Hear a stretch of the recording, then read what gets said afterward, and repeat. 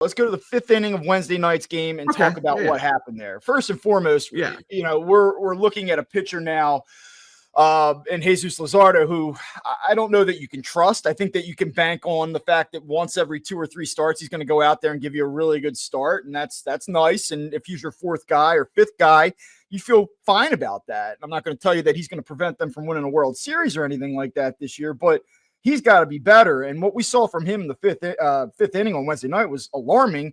I don't think that he was aided necessarily by his catcher defensively, and I certainly don't think he was aided by his manager in that inning. So tell me what you saw as that disaster unfolded Wednesday night.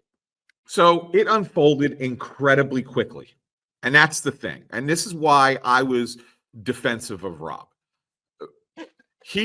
So Luzardo going into the 5th inning has a no-hitter. Okay? So you got to assume, as well as he had pitched through the first 4 innings, with a 5-run lead, he's going to get a little bit of leeway, right? He's going to get a little bit of a runway. Gives up a leadoff double and then a walk. Okay, fine. Then he gets an out. Okay? Then there's another out, a walk, and then another out. I forget what the order was there, but it ended up being bases loaded, 2 outs, right? So you got Refsnyder up. When the pop-up happens, okay, at this point, there's nobody up yet, okay? Figure, all right, he's only given up 1 hit, couple of walks, but he's 1 out away from getting out of this inning, and we have a 5-run lead. He gets the pop-up, would have ended the inning. Real Muto never sees it. Harper doesn't see it. Luzardo none of them saw it. Right? Yeah. Nobody saw it, okay? It lands harmlessly, okay? He's got Luzardo in my mind, and I think that ultimately the Phillies will say it too. I mean, Rob's line when he said he lost concentration, I thought was the most important line that nobody really focused on of what was said after the game. Luzardo's got to bear down there. Like, hey, guess what? Shit happens in a game, right? You got to come out and make some pitches. He ends up walking Refsnyder, and the first run comes in. Now the tying run's going to come to the plate. Immediately. Now, by the way, at this point, that is what? 3 walks? Is that 3 walks? Okay. That's 3 walks in the inning. At the 3rd walk of the inning, and you're talking about a guy, and this is where, to me, someone's up at this point. We're going now because you're talking about a guy who does this. This is his thing. Okay. Well, so the point was that Rob had said that they had talked about it in the dugout, and they said, we're not going to let him get to Trevor Story. We're just not. He's left, Story's the guy that we worry about beating us. He's not going to get to Story. So they got Romano up after the Refsnyder walk, okay? The next 2 batters happened incredibly fast, okay? 4-pitch walk, first pitch or second pitch home run. Boom. 6 pitches, you went from, or 7 pitches really, you went from up 5 to down 1 in 7 pitches. And Rob said, I could have gotten the pitcher up a batter or 2 earlier. Romano up a batter 2 earlier. Okay. All right. But are we really going to sit there and say the manager was asleep at the wheel? He didn't help his pitcher? It was 5-0, 2 outs.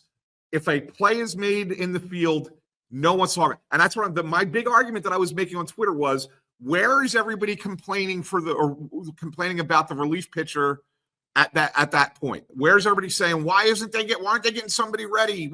No one's saying it. It wasn't until after the fact, when it was hindsight is 2020, that people are saying, oh, he should have had somebody up. Did you feel like after Duran reaches and it's 5-2 that he should have been in the game? Were you comfortable with him on Gonzalez at that point? Oh, no. Bob, if we're being brutally honest, I literally, after he gave up the hit to start the inning, and I just looked at his reaction, because you just lost a no-hitter, right? And it's only the 5th inning, but pitcher knows that he had a no-hitter going. And I could see the reaction there, and I turned to Tim Kelly next to me, and I said, if this next guy gets on base, he's done. And then he walked the next hitter. So, if we're being honest, that's what I saw and what I said. But that's because I don't think much of Jesus Luzardo as the mental side of his game, I'm right? glad you brought that up, and I want to kind of get into that a little bit. He says all of the right things post game. He's very accountable. He's very like, it's me. I got to figure it out. Yeah. I'm working my butt off to try to figure it out. And you listen to him and you see him and you go, okay, like that's, I guess, what I want to hear. But then when he's out there, he is not able to, I'll use the phrase that used a couple moments ago. He doesn't bear down. He doesn't show like stones. Like he doesn't, when things unravel on him, he can't seem to get it together. Now, is that a mental composition thing? Is there something more to this that he continues to tip, that especially when he has runners on base, like the numbers would speak to this, he can't figure it out. So it's more of a mechanical thing. And he's just flustered by the fact that he can't figure it out. Like, what the hell's going on with this guy? So I asked him that question in the post game. That was my question to him. I said, are you feeling that when you're in the stretch, this is something physical, or is it something where you're maybe overthinking it? Right. I didn't want to say that it was a mental thing. I didn't want to say, do you have the yips when you're pitching out of the stretch? But that's what's on my mind, right? And he said it's not physical. He said, I think my mechanics are good. I think that I feel is better than I've ever felt in my career. My stuff is good. He said the command gets away from me, and I don't know why. Maybe I am overthinking it, right? And so that makes you wonder, like, is it a situation where he's so in his own head that he can't figure it out. Yeah, and that it's not anything that he's doing wrong, that he can't focus it. Right. And then we saw the video that was put out there of Alex Cora giving the signs to the runner on second. And then what was it relayed in on the grand slam? Maybe, who knows? Like, but what are you seeing there? Like, what are you seeing? It's weird. Usually I would just instantly dismiss that and go like, whatever. Like, but it's Alex Cora.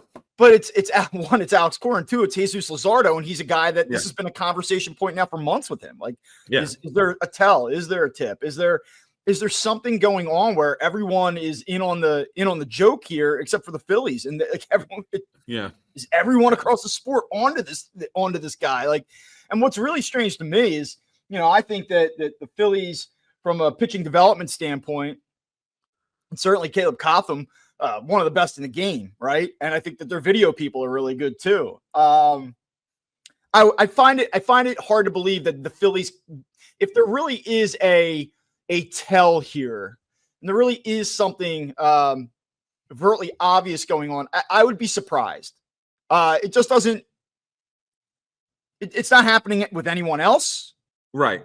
The Phillies are typically really good with this stuff. I have a hard time buying it. But when you consider some of the conversation that we've had about Luzardo and what's been going on with him, and then you see that video pop up, you're like, well, what the hell? It's hard not to go, well, maybe there's something to this. No, I agree. I don't think, and he even said it himself after the game. He's like, I'm not even sure that was ever happening as far as the tipping thing is concerned. That's the thing. And we talked about that. Like, they identified it. It's obviously fixed. No, it's not. I mean, it's not. Yeah. There's something that has not been rectified. Whatever the issue is clearly not been rectified. And just to speak to this a little bit, opposing hitters, 656 OPS with nobody on base against Jesus Luzardo this season. With men on base, it's 834. And with runners in scoring position, it's 916. You talk about not bearing down in situations, that speaks to it. The more pressure and the more of a jam he gets himself into, the more damage the opposing team does. Yeah. No, it's not the sign of a good pitcher. And the problem is, and I mean, he's been dazzling at different points throughout the season, and you kind of want to buy in. And, you look at the probable pitchers and he takes the ball, and that there's a chance that you're going to get 6 electric innings out of him. And you're going to say, damn, it's pretty good. Like, I love the upside. And the reason why I haven't reached that full boil over and frustration watching him pitch, though it's been maddening, is because I know that there's upside to it.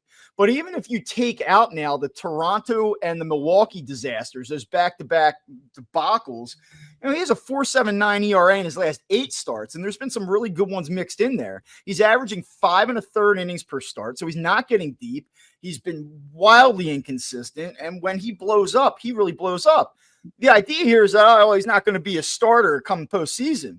Okay, all right, maybe he does go to the bullpen. Well, let me just ask you something here. Let me just ask you something. Yes. If the guy is not able to bear down in tight spots and he struggles from the stretch, yes, he has a nasty, he can throw 97 with some, from a weird angle, and he's got some good breaking stuff. But how does that translate come October? That's what I was going to say. The same thing to you, Bob. I was going to throw that same question at you. Like, if you can't be in those pressurized situations now, how are you going to be? How can you rely on him to be that guy in October coming out of the bullpen? And Chris asked an interesting question, and I'm not sure I'm ready to go this far. Chris tends to overreact sometimes, I think, a little bit. But will he even be on the postseason roster? I would say that it's way too early to go down that path. But if this continues to happen over the course of the next 2 months, then then it's a question in September. Do you put him in the bullpen? Maybe he's there as the Taiwan Walker of 23, as the long guy who doesn't ever really get to pitch.